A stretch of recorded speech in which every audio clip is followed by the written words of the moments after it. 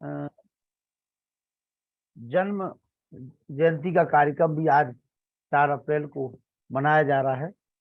तो महावीर स्वामी जी के जीवन पर भी चर्चा हो और गुजरी देवी के भी जीवन पर चर्चा हो।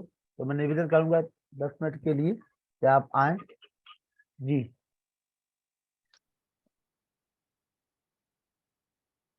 आदरणीय बंधु, इससे पहले श्रद्धेय भाई साहब हाँ संकेत कर रहे हैं। हाँ, संकेत कर रहे, हम भी देख रहे थे उस उंगली को। जी जी जी, हाँ तो आइए कोई बात नहीं, दीजिए दीजिए दीजिए। आइए भाई साहब, आइए। सभी विद्वत जनों को मेरा सादर अभिवादन। प्रिय राकेश के लिए अति प्यार। भाई लखनलाल जी के लिए बहुत बहुत आभार और धन्यवाद। आचार्य प्रवर को अभी जब मैं सुन रहा था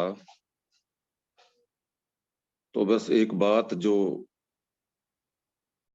शंका के रूप में आई है उसको मैं उनसे स्पष्ट करने का निवेदन करूंगा।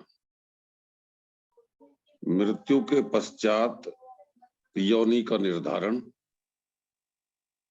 मृत्यु के पश्चात आत्मा कितने समय तक यम वायु में रहती है,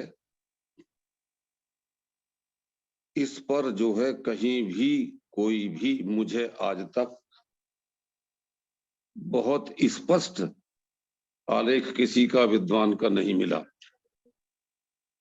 मनुस्मृति की बात आचार्य प्रवर कर रहे थे। मैं उनसे ये जानना चाहता हूं कि मनुस्मृति में इसका कहां पर उल्लेख आता है, क्योंकि मैंने यजुर्वेद के 39वें और 40वें अध्याय में जो पढ़ा है, जो मैंने सत्यार्थ प्रकाश में पढ़ा है, जो मैंने गीता के उपदेश में श्री कृष्ण जी को बताते उपदेश देते हुए पढ़ा है, जो मैंने सांख्य दर्शन में कठोपनिषद में यम और नचिकेता के संवाद में पढ़ा है, मुझे वह समय कहीं नहीं मिला कि आत्मा 12 दिन तक अंतरिक्ष में रमण करती हो। ऐसा कहीं कोई उदाहरण मेरे उसमें नहीं आया। मैं आचार्य प्रवर से ऐसा निवेदन करना चाहूंगा, क्योंकि मैं इस पर एक पुस्तक लिख रहा हूं इसी विषय को लेकर के। तो मैं आभारी रहूंगा आचार्य प्रवर का यदि मनुस्मृति में 12 दिन का जो समय बता रहे हैं और 13वीं का जो कार्यक्रम होता है, क्या इसी आधार पर होता है? ये क्या कारण है? आचार्य प्रवर तक मेरे शब्द जरा पहुंचाने का कष्ट करें। जी जी जी, हाँ बहुत सुंदर आपने प्रश्न किया आदरणीय श्रीमान देवेंद्र जी। भाई साहब नमस्कार। जी नमस्कार। तो ये मनुस्मृति में एग्जैक्ट श्लोक 12 दिन और 13 दिन की बातें कही हो, ऐसा मुझे भी अभी तक नहीं मिला। लेकिन सत्यार्थ प्रकाश में ऐसी चर्चा है, गुरोः प्रेतस्य सिद्धस्तु पितृमेधम समाचरेत दस्त्रात्रेण शुध्यति। तो इस श्लोक के आधार पर, ये भी मनुस्मृति के श्लोक के आधार पर ऐसा लोग चर्चा करते हैं कि इस पे 10 रात्रि का क्या अभिप्राय लिया जाए, कि आत्मा 10 दिन तक अभी शरीर धारण नहीं किया है, क्या ये शुद्धि का क्या प्रकरण लिया जाए।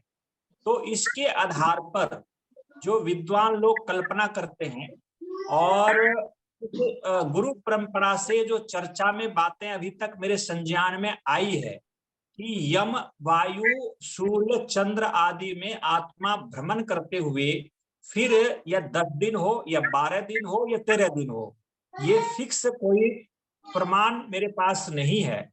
और लेकिन ये गुरु परंपरा से चर्चा और प्रवचन आदि गुरुओं से सुना है कि ऐसा संभव है। हमारे एक बड़े अच्छे योगी हैं स्वामी ब्रह्मविदानंद जी, वो भी इस प्रकार की बात, हाँ वो कहते हैं। मैं समझ गया जी, मैं समझ गया, प्लीज मैं समझ गया। मैं जिस बात को मैं निवेदन करना चाह रहा था वह बात आ चुकी आपके श्रीमुख से कि इसका कहीं कोई समय निश्चित नहीं है। ये निश्चित करके नहीं कहा जा सकता, क्योंकि यजुर्वेद के 39वें अध्याय का जो छठा मंत्र है उसमें सिर्फ और सिर्फ इतना लिखा है कि आत्मा कुछ काल के लिए, शब्द वहां सिर्फ इतना आता है, कुछ काल के लिए वायु में यानी यम में रमण करता हुआ दूसरा शरीर धारण करता है। और वो इस प्रकार की आती है, इस पर मैं स्वामी विवेकानंद जी परिव्राजक से भी चर्चा कर रहा था।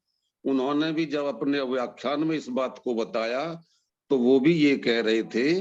मैं इसलिए आपसे विनम्र निवेदन करने के साथ पूछ रहा हूँ, मैं ये नहीं कि आपकी बात का खंडन कर रहा हूँ, मुझे जानकारी हो जाएगी तो मैं आपका आभार व्यक्त करूंगा, इस वजह से पूछ रहा हूँ कि 39वें अध्याय के जब छठे मंत्र की व्याख्या वो करते हैं तो वो सिर्फ उसमें इतना बताते हैं परिव्राजक जी कि महर्षि दयानंद ने उसको इस प्रकार से लिखा है, कुछ काल का मतलब वहां पर इतना है कि यदि किसी की मृत्यु नोएडा या ग्रेटर नोएडा में हो जाती है और उसको अगला जन्म जयपुर में लेना है तो इस आत्मा को यहाँ से ले जाकर के परमात्मा वायु के माध्यम से अथवा जो है दूसरे माध्यम से और जयपुर में जितने समय तक ले जाएगा वहां तक की वो बात कहते हैं, कुछ काल को वो इस तरीके से परिभाषित करते हैं।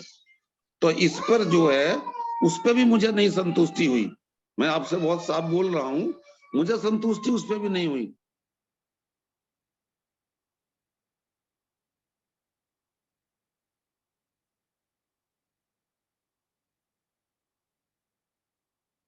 आवाज चली गई इनकी। चलो ठीक रहा, वाह। आवाज चली गई। ठीक है। ठीक है जी, जी जी जी, आइए आइए। राकेश कुमार जी, आइए। जी।